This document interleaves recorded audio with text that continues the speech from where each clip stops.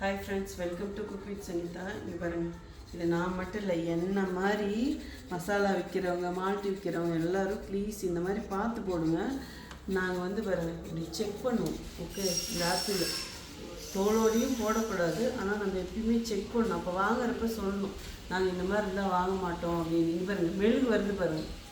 Okay, இங்கே பாருங்கள், இதில் பார்த்தா அப்படி நேச்சுரலாக இருக்கிற மாதிரியே இருக்குது. ஏன்னா இந்த சொர சொரன்னு இருக்குது, அப்போ நல்லா தான் இருக்குதுன்னு நம்ம நம்புகிறோம். ஆனால் இங்கே பாருங்கள், எவ்வளோ மெழுகு பாருங்கள். எதுக்குங்க இப்படி இருக்கிறீங்க? ஏங்க இது யார் தான் உற்பத்தி பண்ணுறாங்களோ எனக்கு தெரில. கெட்டு போகக்கூடாதுன்னு இந்த சீக்கிரம் கெடாமல் இருக்கிறதுக்கு தான் இந்த மாதிரி பண்ணுறாங்க. இங்கே பாருங்கள், என் கையில் எவ்வளோ வேக்ஸ் எடுத்துக்க, இங்கே பாருங்கள், தெரியுதப்பா, அவ்வளோ இருக்குது. ஸோ யாரும் ஆப்பிள் சாப்பிட்றவங்க தயவுசெய்து தோல் எடுக்காமல் சாப்பிடாதீங்க. ஸோ நம்ம மசாலாவில் இப்படி குவாலிட்டி செக் பண்ணி எல்லாம் பார்த்துட்டு தான் போடுவோம். இந்த ஆப்பிள் வந்து வாங்கக்கூடாது. Okay, C you, bye, love you all. அப்புறம் மறந்துடாதீங்க, கத்தி காமிச்சு பேசுகிற பாருங்க, sorry.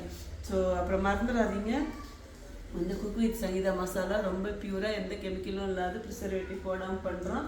Okay, C you, bye, love you all.